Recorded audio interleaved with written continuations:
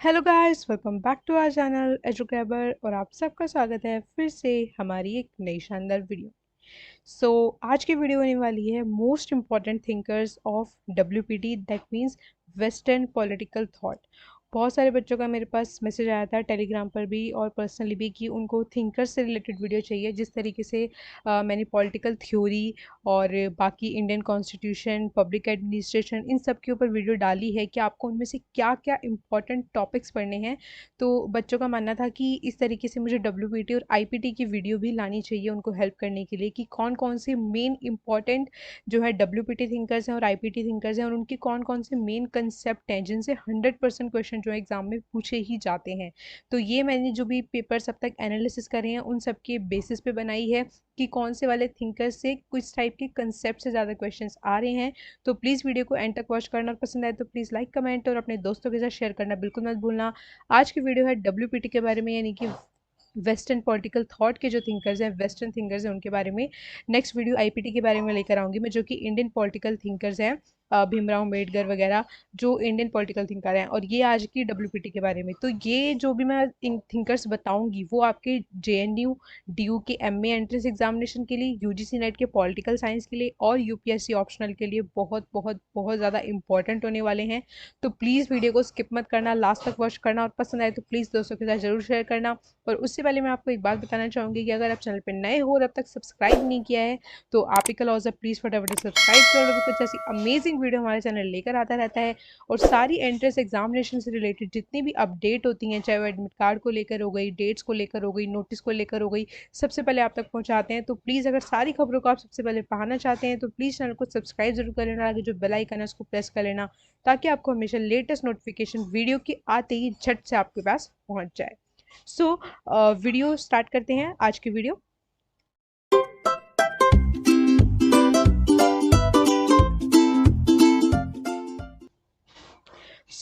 आज की वीडियो में कंसेप्ट कैसे रहने वाले वो मैं आपको बता देती हूँ। मैं सबसे पहले आपको थिंकर्स बताते जाऊंगी कि थिंकर का नाम बताऊंगी और उसकी क्या क्या जो मेन कंसेप्ट हैं, मेन उनके द्वारा दी गई कोई थ्योरी है, कोई बात है, कोई थीसिस है, तो वो मैं आपको बताने वाली हूँ जो कि आपके लिए बहुत ज़्यादा इंपॉर्टेंट होने वाली है और जिनसे डायरेक्ट डायरेक्ट क्वेश्चन जो एग्जामिनेशन में पूछे जाते हैं। तो प्लीज़ ध्यान से एक एक थिंकर को सुनना। सबसे पहला जो थिंकर मैं आज आपको बताने जा रही हूँ उसका नाम है सुक्रेट्स। सुक्रेट्स जो थे वो प्लेटो के गुरु थे और जो एरिस्टोटल के गुरु हैं वो प्लेटो हैं। तो इस तरीके से एक तरीके से हायरार्की टाइप तरीके से आप इसको समझ सकते हो। तो जो सुक्रेट्स हैं उनका आपको मेनली क्या पढ़ना है, सुक्रेट्स के द्वारा कोई पर्टिकुलर दी गई थीसिस नहीं है जो आपको पढ़नी है, कोई पर्टिकुलर दी हुई बुक्स वगैरह नहीं है जो आपको पढ़नी है। बेसिकली उनका क्या कंसेप्ट था, उन्होंने जितने भी अपने विचार दिए वो सारे डायलॉग के फॉर्म में दिए, यानी कि वो लोगों से बातचीत करके जो है डायलॉग के फॉर्म में उन्होंने अपने विचारों को प्रस्तुत किया और उन्हीं डायलॉग को जो है बुक के फॉर्म में कलेक्ट किया था प्लेटो ने। तो इसीलिए प्लेटो और सुक्रेट जो है एक दूसरे से इंटरकनेक्टेड हैं। प्लेटो ने अपनी बुक में सारी वही बातें लिखी हैं जो कि सुक्रेट्स ने अपने टाइम पर डायलॉग के फॉर्म में लोगों के साथ बातचीत करी थी। तो इसलिए ये इंपॉर्टेंट हो जाते हैं बिकॉज सुक्रेट्स का जो है प्लेटो पे बहुत ज़्यादा प्रभाव रहा है और वो उनके स्टूडेंट भी रहे हैं इसीलिए। आपको जो है इम्पैक्ट पढ़ना है सुक्रेट्स का कि प्लेटो पर किस तरीके से उनका इम्पैक्ट था और क्या क्या मेन थिंकिंग थी सुक्रेट्स की और प्लेटो की जो मैच करती थी। सुक्रेट्स को जो है फांसी देकर मार दिया गया था। तो इस तरीके से आपको उनकी थिंकिंग को पढ़ना है कि ऐसा उनकी क्या रेवोल्यूशनरी थिंकिंग थी उस टाइम के अकॉर्डिंग जो उनको इतनी कठोर सज़ा दी गई जस्ट थोड़ा सा अपोज करने के लिए। तो वो सब आपको पढ़ना है अगर आपको टाइम मिले तो। अब बाकी अगर आपको टाइम नहीं मिले तो सुक्रेट्स पे ज़्यादा टाइम नहीं लगाना है बिकॉज सुक्रेट्स से डायरेक्ट क्वेश्चन कम आते हैं बिकॉज प्लेटो से ज़्यादा रिलेटेड क्वेश्चन आते हैं उनके, क्योंकि प्लेटो पर उनका काफ़ी ज़्यादा जो है प्रभाव रहा है। नेक्स्ट आते हैं अपने नेक्स्ट थिंकर पर जो है हमारे Plato. Plato is a very very very important thinker. मतलब अगर आप डब्ल्यूपीटी कर रहे हो प्लेटो को छोड़ रहे हो तो मतलब आपने कुछ भी नहीं किया। प्लेटो इज़ दैट मच इंपॉर्टेंट। प्लेटो में आपको क्या क्या पढ़ना है वो मैं आपको बता देती हूँ। प्लेटो में आपको मेनली उनका पढ़ना है थ्योरी ऑफ फॉर्म्स। उन्होंने डिवीजन ऑफ वर्क दिया था कि एवरी इंडिविजुअल के पास जो है इन 3 क्वालिटी उन्होंने बताई थी, उनमें से एक क्वालिटी ज़रूर मौजूद होती है उनके अकॉर्डिंग हर एक इंडिविजुअल में, और उस इंडिविजुअल को जो है उसी अपनी क्वालिटी के अकॉर्डिंग उसी काम को जो है पूरी निष्ठता के साथ जो है करना चाहिए ताकि कि वो जो है उसमें निपुण हो जाए और जो है इसी तरीके से एक जस्ट सोसाइटी बनेगी। यानी कि उनके लिए जस्टिस यही था कि पर्टिकुलर इंडिविजुअल जो है अपने अपने द्वारा निर्धारित जो भी उसके अंदर गुण है उसी के अनुसार जो है काम करे, तो जो है समाज में किसी भी तरीके का कैओस जो है नहीं उत्पन्न होगा। तो उनका थ्योरी ऑफ फॉर्म्स पढ़ना है एक, जिसमें उन्होंने बताया था कि जो भी हमको ये सारी चीज़ें दुनिया में दिख रही हैं ये सिर्फ एक जो सच्ची चीज़ होती है उसका एक तरीके से प्रतिरूप है, रिफ्लेक्शन है। उसके लिए आपको उनकी थ्योरी ऑफ केव पढ़नी पड़ेगी, केव थ्योरी।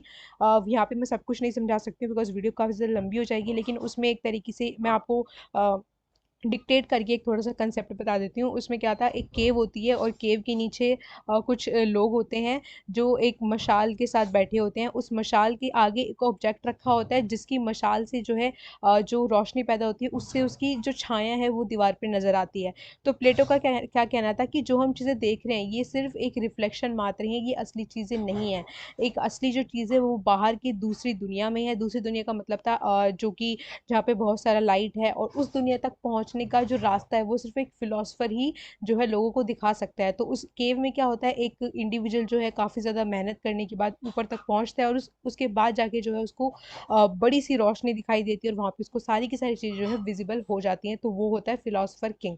ठीक है, तो इस तरीके से आपको उनकी केव थ्योरी पढ़नी है, फिलोसफर किंग पर उन्होंने पढ़ना है, और उनकी एजुकेशन थ्योरी भी पढ़नी है जिसमें उन्होंने जो है एजुकेशन के स्टेजेस बताए थे कि कौन से स्टेज पर जाके आपको किस टाइप का एग्जाम देना है और कौन सी एज पर जाके जो है आप फिलोसफर किंग बनने के काबिल हो जाओगे।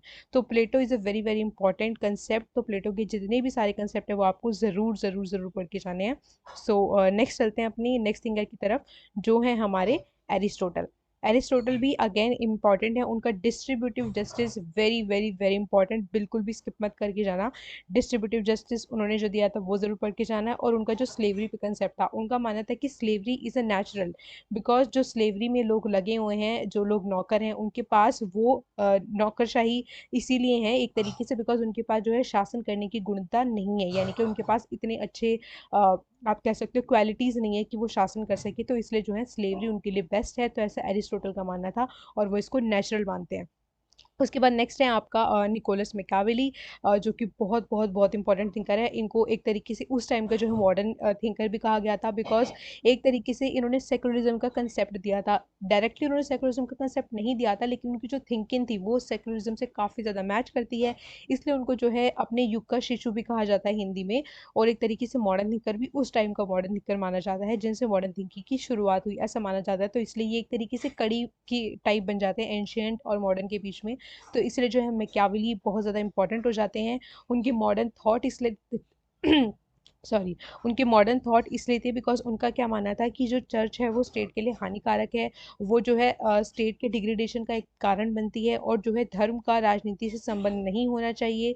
तो एक तरीके से सेकुलरिज्म में भी यही कंसेप्ट होता है, इसलिए उनको एक तरीके का मॉडर्न थिंकिंग का जो है एक थिंकर माना जाता है। उसके बाद आपको उनकी मॉरल वैल्यूज़ पढ़नी है। उनका मानना था कि जो फिलोसफर होता है, फिलोसफर यानी कि जो शासन करता है, जो शासक होता है, उसकी जो मॉरल वैल्यूज़ होती हैं वो नॉर्मल लोगों की वैल्यूज से अलग होती हैं। अलग किस लिए होती हैं, जैसे कि लोगों के लिए वैल्यू क्या होती है कि आपको किसी का बुरा नहीं करना है, किसी के साथ मारपीट नहीं करनी है, सबका आदर करना है ना, तो ये सब हमारी मॉरल वैल्यूज़ है। लेकिन मैकियावेली का क्या कहना था कि जो रूलर होता है उसके लिए मॉरल वैल्यूज़ अलग है, यानी कि मॉरल वैल्यूज़ उसके लिए किस तरीके से अलग है, यानी कि उसको अगर अपने शासन को बचाने के लिए, अपने जो नेशनल इंटरेस्ट है उसको बचाने के लिए अगर उसको विरोधी के साथ कुछ बुरा करना पड़ रहा है तो वो जायज़ माना जाएगा, बिकॉज वो उसने अपने स्टेट को बचाने के लिए किया। लेकिन इंडिविजुअल के केस में वो अच्छा नहीं माना जाएगा, तो इस इन्होंने जो है मॉरल वैल्यूज़ को दो तरीके से अलग अलग माना। उसके बाद जो है आपको उसका लायन और फॉक्स का एक स्टेटमेंट है बड़ा सा, वो पढ़ना है कि उनके अकॉर्डिंग जो है रूलर के अंदर दो क्वालिटीज़ होनी चाहिए लायन और फॉक्स की। लायन की तरह वो शक्तिशाली होना चाहिए और फॉक्स की तरह चतुर होना चाहिए, यानी कि टैक्टिक्स करने में, राजनीति करने में, अच्छी स्ट्रेटेजीज बनाने में जो है निपुण होना चाहिए। उसके बाद आपका जो नेक्स्ट थिंकर आता है वो है आपका रूसो, अगेन इंपॉर्टेंट। जो भी मैं आपको बताने वो सारे इंपॉर्टेंट ही बताने वाली हूँ, और भी कई सारे मॉडर्न पॉलिटिकल थिंकर्स आपको डिफरेंट बुक्स में मिल जाएंगे, लेकिन मैं यहाँ पे बिल्कुल उन वालों को आपको बताने वाली हूँ जिनसे डायरेक्ट क्वेश्चन आते हैं। रूसो की जो बुक थी इमाइल, उसमें उन्होंने एजुकेशन का कंसेप्ट दिया था, जिसमें उन्होंने गर्ल के लिए और बॉय के लिए अलग अलग एजुकेशन का सिस्टम बताया था। तो ये काफ़ी ज़्यादा क्रिटिक भी उन्होंने किया था। मैरी वॉल्सटोनक्राफ्ट इनको काफ़ी ज़्यादा बुरा मानती हैं। तो इस तरीके से जो है आपको इनका इमाइल पढ़ना है। उसके बाद आपको उनका जनरल विल पढ़ना है, जिसमें उन्होंने एक्चुअल विल और रियल विल दो विल में बांटा था। यानी कि एक इंडिविजुअल के अंदर दो विल होती है, एक एक्चुअल विल होती है, एक रियल विल होती है, और जो उसकी हाईएस्ट विल होती है उसके अकॉर्डिंग जो है काफ़ी सारे लोगों की उस जनरल विल को वो जनरल विल मानते हैं। यानी कि सबकी जब रियल विल आपस में मिल जाएगी तो एक जनरल विल स्थापित होगी, जिसके अनुसार जो है वो शासन को चलाएंगे। तो उनका जनरल विल का कंसेप्ट आपको बहुत अच्छे से पढ़ना है, बिकॉज इससे काफ़ी सारे क्वेश्चन जो है आते हैं कि एक्चुअल विल क्या होती है और रियल विल क्या होती है और जनरल विल क्या होती है। तो ये सारे कंसेप्ट से आप जो है फेमिलियर होने चाहिए एग्जामिनेशन में जाने से पहले। नेक्स्ट है हमारा जॉन लॉक, जो कि एक लिबरल थिंकर हैं। ये लिबरल थिंकर हैं उस टाइम के, तो इसलिए अगेन इंपॉर्टेंट हो जाते हैं। इनको फादर ऑफ लिबरलिज्म भी कई लोग बोलते हैं। तो उन्होंने नेचुरल राइट जो बताए थे, यानी कि उन्होंने राइट टू प्रॉपर्टी को एक नेचुरल राइट बताया था, कि जो भी इंडिविजुअल जो है अपनी लेबर के, यानी कि अपने शरीर का उपयोग करके, अपने श्रम का उपयोग करके जो भी वो हासिल करता है, वो सारी जो प्रॉपर्टी है उस पर उसका नेचुरली तरीके से, यानी कि प्राकृतिक रूप से उसका अधिकार है, उसको छीनने का किसी के पास भी कोई हक नहीं है। तो उनके काफ़ी सारे लिबरलिज्म से रिलेटेड कंसेप्ट हैं, वो आपको पढ़ने हैं। आपको वैसे भी ये फेमिलियर लगेगा, बिकॉज आपको लिबरलिज्म की ऑलमोस्ट सारी चीज़ें पता हैं। और अगर आपने मेरी जो आईआर की वीडियो है, जिसमें मैंने इंटरनेशनल रिलेशन की वीडियो में सारी थ्योरीज करवाई थी, तो उसमें मैंने लिबरलिज्म बहुत अच्छे से पढ़ाया है। तो आपको जॉन लॉक करने में बिल्कुल भी जो है परेशानी नहीं होने वाली है, अगर आपने मेरा वो वाला वीडियो देखा है तो। नेक्स्ट चलते हैं अपनी अगले थिंकर्स की तरफ। नेक्स्ट थिंकर जो है वो है हमारे पास जेरेमी बेंथम, जिन्होंने जो है अपना यूटिलिटेरियनिज्म का जो है कंसेप्ट दिया था। यूटिलिटेरियनिज्म का मतलब अगर कुछ लोगों को नहीं पता है तो मैं आपको बता देती हूँ कि यूटिलिटेरियनिज्म का मतलब क्या होता है। तो बेसिकली इसका मतलब क्या होता है, इसका मतलब है greatest happiness of the greatest number. यानी कि उनका मानना था कि फॉर एग्जांपल मान लो कि अगर 5 लोग एक जगह पर हैं, ठीक है, और वहाँ पे खाने की बहुत ज़्यादा जो है शॉर्टेज है, और यानी कि वहाँ पे खाना है ही नहीं, लेकिन अगर एक इंसान को मार के वो खा लेते हैं वो 4 लोग, तो वो जो है जेरेमी बेंथम के अकॉर्डिंग सही माना जाएगा, बिकॉज एक इंसान के मरने से जो है बाकी 4 लोगों की जान मर बच गई, जो कि भूख से मर सकते थे, वरना पांचों के पांचों मरते। तो इस तरीके से यूटिलिटेरियनिज्म काम करता है, यानी कि greatest happiness of the greatest number. यानी कि अगर ज़्यादा संख्या में जो है लोगों को उस चीज़ से खुशी मिल रही है, लोगों से सेटिस्फेक्शन मिल रही है, तो अगर उसके लिए किसी एक चीज़ को, एक इंसान को जो है कुर्बान भी करना पड़े, तो वो उसके लिए सही माना जाएगा। तो ये जेरेमी बेंथम का काफ़ी ज़्यादा क्रिटिक करने वाला भी कंसेप्ट है, तो इसलिए आपको इसको याद रखना है। उसके बाद आते हैं आपकी नेक्स्ट जेएस मिल, अगेन इंपॉर्टेंट। आपको उनके व्यूज़ पढ़ने वुमेन पे। उन्होंने वुमेन सबॉर्डिनेशन करके एक बुक भी लिखी थी, उसमें काफ़ी सारे अच्छे उन्होंने विचार दिए हैं वुमेन के लिए। देन आपको रिवीजन ऑफ यूटिलिटेरियनिज्म पढ़ना है। यानी कि जो जेएस मिल थे वो जेरेमी बेंथम के एक तरीके से काइंड ऑफ स्टूडेंट थे, और काफ़ी ज़्यादा प्रभावित थे बेंथम से। लेकिन उनका मानना था कि जो उनका यूटिलिटेरियनिज्म, यानी कि जिसको हिंदी में उपयोगितावाद कहते हैं, जो उनका कंसेप्ट है, उन्होंने बोला था कि इसमें सुधार करने की आवश्यकता है। तो इसलिए उन्होंने उसमें क्या सुधार किया था वो आपको पढ़ने की ज़रूरत है। यानी कि उनने सुधार किया था कि जिस तरीके से जेरेमी बेंथम क्वांटिटी पे फोकस करते थे, कि अगर ज़्यादा लोगों को जो है किसी के मरने से, एक इंसान के मरने से खुशी मिल रही है, तो वो सही माना जाएगा। तो उसी को जो है पलट कर उन्होंने क्वांटिटी की जगह वर्ड को क्वालिटी कर दिया था। उनके मानना था कि एक इंसान को जो है खुशी अलग अलग तरीक़ों से, अलग अलग लेवल की मिलती है। जिस तरीके से यूटिलिटेरियनिज्म में बेंथम का मानना था कि उनका एक कंसेप्ट, अगर आपने उनको पढ़ा है, कि जिस तरीके से पुष्पिन, एक पुष्पिन गेम का नाम होता है, पुष्पिन खेलने से जिस तरीके से एक छोटे बच्चे को खुशी मिलती है, कविता पढ़ने से एक बड़े इंसान को उसी उतनी ही खुशी मिलती है। तो ऐसा जेरेमी बेंथम का मानना था। लेकिन जेएस मिल ने कहा कि अगर आप किसी कविता को पढ़ते हो और एक किसी खेल को खेलते हो, तो दोनों में मिलने वाली खुशी का जो क्वालिटी है वो अलग हो सकती है, यानी कि उनका जो स्तर है वो खुशी का अलग अलग हो सकता है। तो इसलिए उन्होंने बोला था कि क्वांटिटी हर जगह मायने नहीं रखती है, क्वालिटी भी मायने रखती है। तो ये उन्होंने रिवीजन कर दिया था एक तरीके से यूटिलिटेरियनिज्म के अंदर, तो आपको ज़रूर पढ़ना है। देन उन्होंने रिप्रेजेंटेशन गवर्नमेंट बताई थी, जिसमें उन्होंने वोट भी आपको पढ़ना है, जिसमें उन्होंने बोला था कि जो पढ़े लिखे इंसान है उनकी जो वोट है, यानी कि जो मत है, उसका जो है वैल्यू ज़्यादा होना चाहिए। तो ये भी कई जगह क्रिटिक के कारण बनते हैं। तो इसलिए आपको जेएस मिल के व्यूज़ भी ज़रूर पढ़ के जाने हैं। नेक्स्ट आते हैं अपनी नेक्स्ट थिंकर की तरफ, जो है हमारे थॉमस हॉब्स। सो हॉब्स इसलिए ज़्यादा फेमस हैं बिकॉज उन्होंने ह्यूमन नेचर को लेकर काफ़ी ज़्यादा नेगेटिव चीज़ें बोली थी। उन्होंने बोला था कि स्टेट ऑफ नेचर में जो ह्यूमन था वो काफ़ी ज़्यादा ब्रूटल था, ब्रूटिश था, आपस में लड़ता झगड़ता था, एक दूसरे को मारता था, इसीलिए जो है कॉन्ट्रैक्ट के थ्रू जो है एक स्टेट को लाने की ज़रूरत पड़ी। तो इसलिए भी आपको थॉमस हॉब को पढ़ना है। नेक्स्ट है आपकी मैरी वॉलस्टोनक्राफ्ट, जो कि एक फेमिनिस्ट थिंकर काइंड ऑफ मान सकते हो वेस्टर्न पॉलिटिकल थॉट में, और फेमिनिस्ट थिंकर काफ़ी कम है WPT में, तो इसलिए आपको ज़रूर पढ़ के जानी है, और कम है तो इसलिए क्वेश्चन आने के चांसेस बढ़ जाते हैं। मैरी वॉलस्टोनक्राफ्ट की जो बुक्स हैं उन पे अक्सर मैंने क्वेश्चंस देखे हैं, तो प्लीज़ उनकी बुक को तो बिल्कुल भी स्किप मत करके जाना। उनके फेमिनिज्म पे जो व्यू हैं वो भी पढ़ के जाने हैं, और उनकी बुक्स जैसे कि यहाँ पे मैंने लिखा भी हुआ है वेरी वेरी इंपॉर्टेंट है।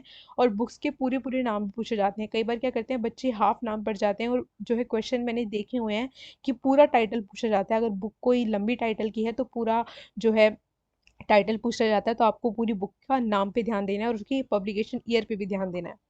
सो नेक्स्ट बात करते हैं, हमारा नेक्स्ट थिंकर है हीगल। हीगल इसलिए इंपॉर्टेंट हो जाते हैं बिकॉज इन्होंने जो अपना डायलेक्टिक मेथड दिया था उसको जो है बदलकर मेटेरियलिज्म, डायलेक्टिक मेटेरियलिज्म बना दिया था कार्ल मार्क्स ने, तो इसलिए हीगल इंपॉर्टेंट हो जाते हैं। डायलेक्टिक का मतलब है उनका मानना था कि आइडिया जो है सुप्रीम है, किसी भी चीज़ के लिए आइडिया जो है सुप्रीम है, बिकॉज किसी भी चीज़ को करने से पहले आपके दिमाग में सबसे पहले उस चीज़ की एक छवि बनती है जिसको आइडिया बोलते हैं ना। तो इसलिए उनके अनुसार जो है आइडिया हर चीज़ का एक तरीके से सार है। तो ये उन्होंने डायलेक्टिक मेथड दिया था, और उसके बाद उन्होंने फिलोसफी ऑफ राइट भी दिया था, वो भी आप पढ़ सकते हो, लेकिन वो इतनी ज़्यादा इंपॉर्टेंट नहीं है जितना उनका डायलेक्टिक मेथड है। देन उसके बाद आते हैं कार्ल मार्क्स, जिन्होंने अगर आपको पता होगा Karl Marx is a very very famous political thinker. तो कार्ल मार्क्स में आपको क्लास स्ट्रगल पढ़ना है, जिसमें उन्होंने बॉर्जस क्लास और जो भी मिडिल क्लास, सॉरी, बॉर्जर क्लास और जो वर्किंग क्लास होती है उनके बीच का क्लास स्ट्रगल बताया था। उनका मानना था कि जो कैपिटलिज्म है वो जो है पूरी तरीके से लोगों को शोषण करती जा रही है, और जो है उनको उनकी कार्य के अनुसार काम नहीं देखते, सिर्फ अपना अपना फ़ायदा देखती है। तो ये सारा क्लास स्ट्रगल आपको पढ़ना है। देन रेवोल्यूशन थ्योरी पढ़नी है, जिसमें उन्होंने कहा था कि हम एक तरीके से इतनी अचानक रेवोल्यूशन करेंगे जिसमें हम जो है स्टेट को हटा देंगे, कैपिटलिज्म हट जाएगा, कम्युनिज्म को स्थापित कर देंगे। देन आपको हिस्टोरिकल मटेरियलिज्म पढ़ना है, जिसमें उनका मानना था कि आप कोई भी काल देख लो उसमें जो बदलाव होता है वो हिस्टोरिकल थिंग्स के अनुसार होता है, ना कि आइडिया के अनुसार। जिसमें उन्होंने जो है डिफरेंट स्टेजेस बताए थे कि किस तरीके से स्लेवरी के बाद स्लेवरी में मास्टर और स्लेव था, उसके बाद जो different different things I like socialism आया, उसके बाद लास्ट में कम्युनिज्म आएगा, तो इस तरीके से कैपिटलिज्म भी आया बीच में। इस तरीके से उन्होंने 6 स्टेजेस बताई हैं, और उन्होंने बोला था कि हर स्टेज में जो है एक तरीके से प्रोडक्शन में किसी न किसी तरीके का बदलाव हो रहा है, इसलिए जो है इन स्टेजेस में भी बदलाव आया है। तो उनका मानना था कि डायलेक्टिक मेथड जैसा कुछ भी नहीं है। तो उनकी काफ़ी ज़्यादा हीगल को लेकर स्टेटमेंट भी हैं, वो भी आपको पढ़नी चाहिए। उसके बाद नेक्स्ट आते हैं आपके इमैनुअल कांट, जो कि एनलाइटनमेंट जो पीरियड था उसके थिंकर हैं और काफ़ी ज़्यादा इंपॉर्टेंट हैं। उनकी जो बुक है परपीचुअल पीस वो काफ़ी ज़्यादा इंपॉर्टेंट, आपको पढ़नी चाहिए। यानी कि उनका क्या मानना था कि जो डेमोक्रेटिक कंट्रीज़ होती हैं वो जो है वॉर के लिए कभी नहीं जाती हैं, वो हमेशा शांतिपूर्ण तरीके से पीस स्थापित करने की कोशिश करती हैं। ठीक है। तो नेक्स्ट आते हैं आपके जेन जैक रूसो, जिसको फेमसली जस्ट हम रूसो भी कहते हैं, तो वो भी अगेन इंपॉर्टेंट है, जिनका आपको जनरल विल कंसेप्ट पढ़ना है। सॉरी सॉरी, यहाँ पे आई थिंक सो मिस्टेक हो गई है कुछ। यहाँ पे मैंने शायद रूसो 2 बार लिख दिया, बिकॉज मैंने रूसो जो है अभी पिछले साइड में भी आपको रूसो बताया था। सो इट्स ओके, जिसमें जैसे मैंने आपको बताया था कि इमाइल में उन्होंने इनइक्वालिटी के बारे में जो है जिक्र किया है। इनइक्वालिटी यानी कि उनके अकॉर्डिंग वो इनइक्वालिटी नहीं है, लेकिन उन्होंने बोला था कि जो है वुमेन और बॉयज़ के लिए अलग अलग एजुकेशन होनी चाहिए, अलग अलग स्तर होना चाहिए। सो ये सारे इंपॉर्टेंट थिंकर्स थे, और भी काफ़ी सारे हैं, जिसमें आप अगर वेस्टर्न पॉलिटिकल थिंकर की कोई बुक पढ़ोगे, ओपी गावा पढ़ोगे, या फिर जो दूसरी आती है यूपीएससी के लिए एक बुक आती है उसको पढ़ोगे, तो सब में काफ़ी सारे आपको थिंकर मिलेंगे। लेकिन मेरा जो इस वीडियो को बनाने का मकसद था वो ये था कि आपके पास बहुत कम समय है, और इतने कम समय में आपको कौन से थिंकर्स का क्या क्या मेन थिंकिंग आपको पढ़नी चाहिए, मेन थीसिस उनके द्वारा दिए गए पढ़ने चाहिए, जिससे जो है आपको काफ़ी ज़्यादा हेल्प हो जाए एग्जाम में, और आपकी प्रिपरेशन जो है कम टाइम में हो जाए। तो ये मेरा मकसद था इस वीडियो को बनाने का। आई होप आपको पसंद आई होगी और आपको इससे थोड़ा हेल्प ज़रूर हुआ होगा। सो थैंक्स फॉर वॉचिंग, और आज की वीडियो में सिर्फ इतना ही, और इस तरीके से मैं नेक्स्ट वीडियो आईपीटी पे लेकर आने वाली हूँ। और अगर आपने मेरी इससे पहले की वीडियो जो कि मैंने political theory, Indian constitution and public administration and IR के लिए जो बनाई थी इंपॉर्टेंट चीज़ों के लिए, वो आपने नहीं देखी तो जाके ज़रूर वॉच करना। आपको एंट्रेंस में काफ़ी ज़्यादा जो है हेल्प करने वाली है, मेरी गारंटी है। और उससे पहले मैं एनालिसिस भी कर चुकी हूँ प्रीवियस ईयर पेपर का, तो प्लीज़ अगर आप एग्जाम देने जा रहे हो तो उससे पहले उन वीडियोज़ को ज़रूर देखना। बिकॉज उन जो है वीडियो से जो है डायरेक्ट क्वेश्चंस मैंने आते हुए देखे हैं, तो प्रीवियस ईयर क्वेश्चंस हमेशा करने चाहिए एंट्रेंस से पहले, तो प्लीज़ उनको भी ज़रूर वॉच करना। और आज की वीडियो में सिर्फ इतना ही, मिलते हैं आपसे नेक्स्ट वीडियो में, तब तक के लिए गुड बाय, टेक केयर।